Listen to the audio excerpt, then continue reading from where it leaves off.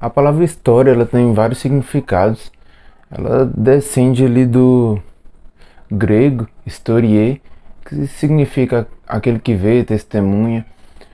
História pode ser entendido como narração, como uma disciplina escolar, que eu vou falar melhor daqui a pouco. História também pode ser entendido como uma ficção ou uma obra, sei lá, vou ver algum filme, a história do filme, ou a história do jogo, ou ver uma história específica como alguma religião, uma certa mitologia, ela representa também, em certo sentido, a palavra história, ou história, né? Que, que antes tinha assim, mas esse sentido com H, história com H, também pode ser empreendido nesse sentido de ser uma história fictícia, uma narração de alguma coisa. A disciplina escolar História, ela é uma ciência. Por que é uma ciência?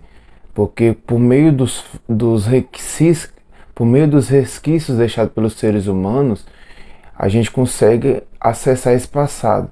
A gente acessa esse passado por meio de fontes. O que são essas fontes? Fontes arqueológicas, fósseis humanos, obras de arte de algum período, documento escrito, alguma vestimenta, roupa daquela época, pinturas, por exemplo, as pinturas rupestres, isso tudo monumentos, né? Como o Coliseu, serve como fonte para a gente entender determinada época, determinado período. Essa disciplina escolar, ela estuda o passado por meio dessas fontes, estuda o passado humano, tá, gente? A ciência, a história, estuda o passado humano, não vai estudar os gatos, os cachorros, os cavalos, não, vai estudar os seres humanos ao longo do tempo.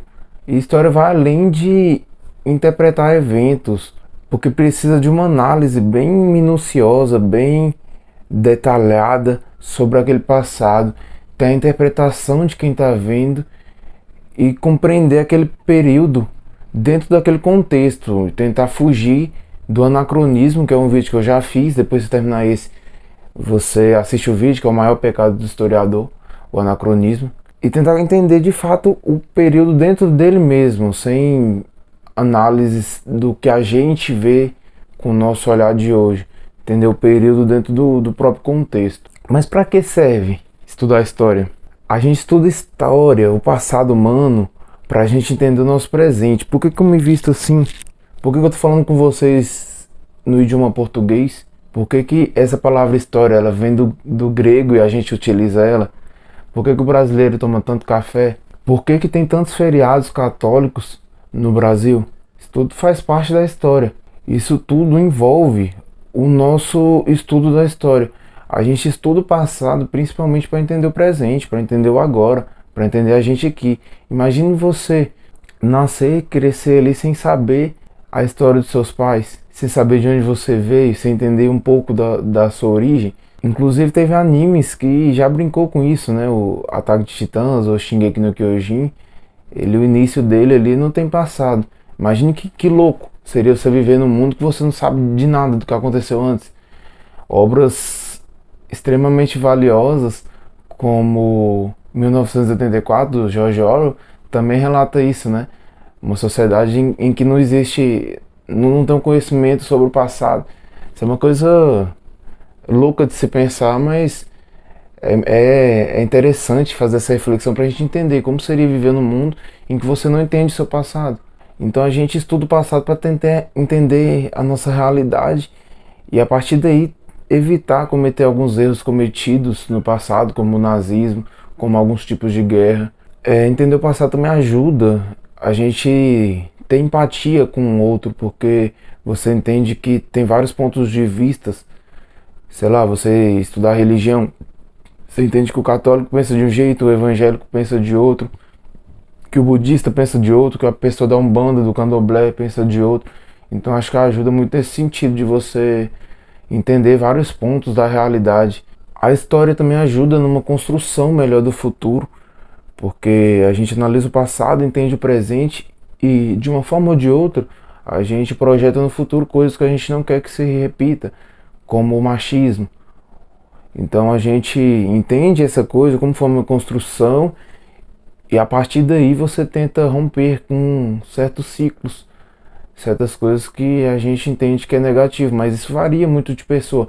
O historiador, ele não é neutro, não existe essa ideia de neutralidade. A gente tenta o mais possível chegar perto de uma verdade, o conceito seria verossimilhança, né, o conceito ideal. Mas verdade absoluta não existe. O historiador islâmico, o historiador ateu e o historiador católico, por exemplo, eles vão ter interpretações diferentes, dentro mesmo da própria realidade da pessoa, da própria ideologia política, filosófica. A história, ela também se beneficia de outras disciplinas e está presente nessas disciplinas. A história utiliza muito artes.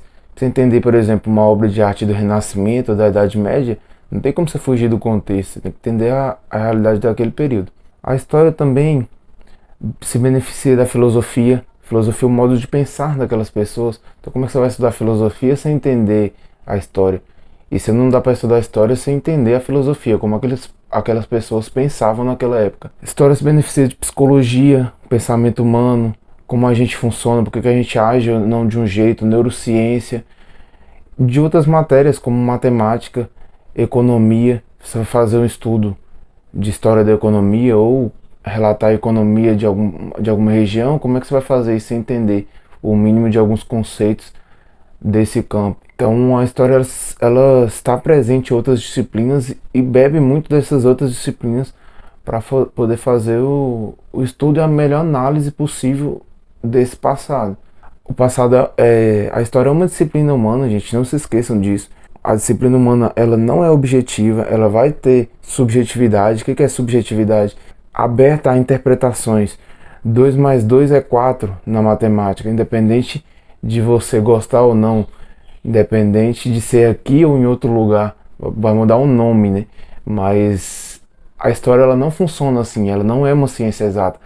Vai ter o evento, a gente acessa esse passado por meio de fontes, tá? Aconteceu a Revolução Francesa, tem aqui vários pontos que dá pra ver que aconteceu a Revolução Francesa. Agora, como interpretar esse passado depende de quem tá falando, isso varia dependendo da época que essa pessoa tá falando, do lugar que ela vem. Então, ser historiador hoje, na idade contemporânea, no século XXI, é diferente de ser historiador no século XIX. O historiador, ele também é refém do tempo, ele também faz parte da história. E não tem como o historiador fugir do tempo que ele faz parte. Espero que vocês tenham entendido. Essa disciplina eu amo de paixão. É realmente interessante estudar a história. Não esqueça de dar o like aí e deixar no comentário alguma dúvida sobre esse tema. Espero que vocês tenham gostado.